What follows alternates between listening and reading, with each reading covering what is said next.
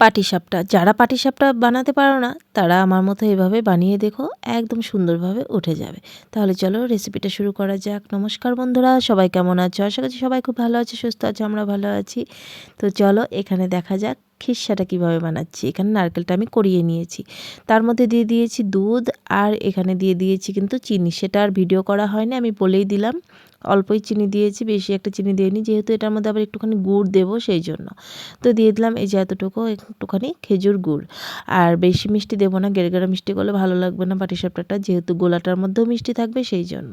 তো তোমরা তোমাদের পরিমাণ মতো অবশ্যই মিষ্টিটা ইউজ করবে, কে কতটুকু খাও। তো দেখো এখন আমি কিন্তু এইভাবে ভালো করে একদম দুধটাকে শুকিয়ে নেব। দুধ দিয়ে আমি খিরসাটা করছি পাটিসাপটার। তো তোমরা চাইলে কিন্তু ক্ষীর দিয়েও করতে পারো, মানে পাটিসাপটাটা। তো আমার নারকেল দিয়ে পাটিসাপটাটা ভালো লাগে, তাই আজকে ভাবলাম নারকেল দিয়েই করি।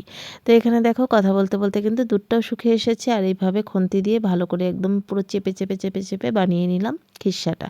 তো হয়ে গেল, আর একটু নাড়াচাড়া করে নামিয়ে নেব খিরসাটা। নারকেলি খিরসা তৈরি। তারপর এখানে আমি নিয়ে নিলাম মিক্সিং জারে চিনি 1 কাপের মতো নিয়েছি, সেটাকে আমি গুঁড়ো করে নেব। তো দেখো চিনিটাকে আমি এখন এভাবে গুঁড়ো করে নিলাম, একটা গামলার মধ্যে আমি ঢেলে নেব। তারপর এটার মধ্যে দিয়ে দেব আমি ময়দাও নেব আমি 1 কাপের মতো। এইভাবে বানালে পাটিসাপটাটা সুন্দর কিন্তু বানাতে পারবে। আমিও আগে পাটিসাপটাটা বানাতে পারতাম না, কিন্তু এইভাবে বানাই, এখন সুন্দর বানাতে পারি।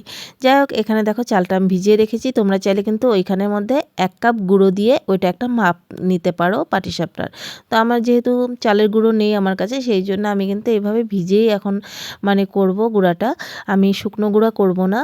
তো ভিজা মানে চালটা ভিজিয়েছি, সেইটাই আর কি জল দিয়ে গুঁড়োটা করব। দেখতেই পারবে কিভাবে করছি। দিয়ে দিলাম মিক্সিং জারে, আর এখন এটার মধ্যে একটু জল দিয়ে আমি সুন্দর একটা মিহি পেস্ট তৈরি করে নেব।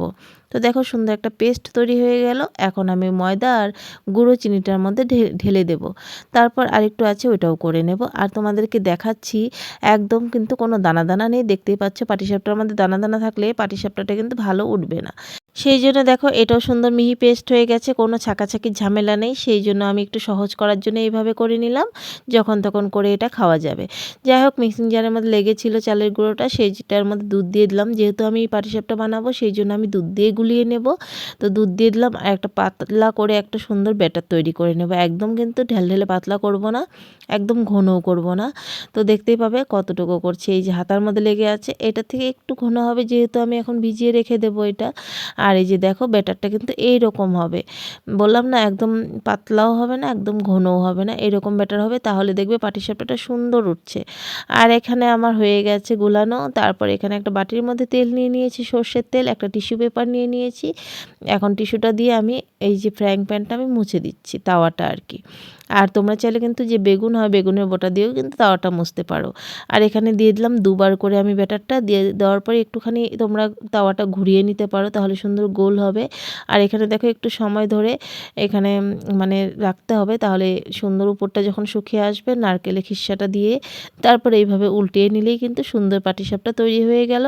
আবারও ভালো করে দেখিয়ে দিচ্ছি তোমাদেরকে। আর পিঠে বানালে তো মানে কি বলবো, চারপাশটা একটুখানি আগোছালো হয়েই যায়। তো দেখো এখানে সুন্দর কিন্তু পাটিসাপটাটা উঠে গেল। আমি আগে বানাতে পারতাম না পাটিসাপটা, কারণ নিচে লেগে যেত, ভেঙে যেত। আর এখন দেখো কত সুন্দর করে পাটিসাপটাটা করে ফেলছি। দেখো কি সুন্দর হয়েছে, লাস্টেরগুলো তো আরও সুন্দর হয়েছে, তোমাদেরকে দেখাচ্ছি দাঁড়াও। তো দেখো তারপর আবারও কিন্তু আমি টিস্যুটা দিয়ে তেল দিয়ে মুছে নিলাম তাওয়াটা। তারপর এই যে একবার দিলাম, তার উপর দিয়ে আবার আর একবার ব্যাটারটা দেব। আর এটা এইভাবেই এমনই থাকবে যখন একদম উপরটা মানে শুকিয়ে আসবে। আর গ্যাসের আঁচটা কিন্তু অবশ্যই মিডিয়ামে থাকবে, একদম কম করাও থাকবে না, একদম বেশি করাও থাকবে না। আর দেখো কত সুন্দরভাবে উঠে যাচ্ছে, না কোনো নিচে লেগে যাচ্ছে না কিছু। এইভাবে তোমরা করে দেখো। আর আমার একটুখানি গরমটা কম লাগছে, যেহেতু ঠান্ডার দিনে একটু হাতটা দিলাম, কিন্তু গরম লাগছিলই। তো তোমরা হাত দিয়ে কোনো সময় করো না, মানে যারা পারো না আর কি তাদের জন্য বলছি। এইভাবে খুন্তি দিয়ে কিন্তু উঠিয়ে নিলে সুন্দর দেখো পাটিসাপটাটা উঠে যাচ্ছে। বললাম না, ডাবল যদি এইভাবে ব্যাটারটা তৈরি করে একবার দিয়ে তার উপর দিয়ে আরেকবার ব্যাটারটা দিয়ে এমনি ছেড়ে দাও, সুন্দর কিন্তু নিচটাও হয়ে যাবে। ওপর দিয়ে একটু খিসা দিয়ে এইভাবে উল্টে নিলেই তৈরি হয়ে গেল পাটিসাপটা পিঠে। তো তোমরা আজকেই বানিয়ে ফেলো বাড়িতে পাটিসাপটা পিঠে, যারা বানাতে না পারো। আর যারা বানাতে পারো তারা তো পারোই, যারা বানাতে না পারে তাদের জন্য আজকের এই ভিডিওটা কেমন লাগলো কমেন্ট করে অবশ্যই জানিও। ভালো লাগলে একটা লাইক করো, কমেন্ট করো। আর যদি চ্যানেলটা সাবস্ক্রাইব করা না থাকে চ্যানেলটাকে সাবস্ক্রাইব করে আমার পাশে থাকার অনুরোধ করছি, তাহলে আর সুন্দর সুন্দর রেসিপি তোমাদের সঙ্গে আমি শেয়ার করার চেষ্টা করব। আর এখন পিঠে পুলির দিন, তো এই পিঠেটা অবশ্যই বানিয়ে নিতে পারো। আর আমার পাটিসাপটাটা ভীষণ প্রিয়, কাদের কাদের প্রিয় পাটিসাপটা অবশ্যই কমেন্ট করে জানিও কিন্তু। আর ফেসবুক পেজ থেকে যারা দেখছে ভিডিওটা, প্লিজ ফেসবুক পেজটা ফলো করা না থাকলে ফলো করে আমার পাশে থাকার অনুরোধ করছি। আর ভিডিওটাকে যারা যারা যেখান থেকে দেখছে একটা করে প্লিজ সবাই লাইক করে দিও, তাহলে আমারও খুব ভালো লাগবে। আর এখন কিন্তু পিঠের দিন, পিঠেটা বানিয়ে খেও।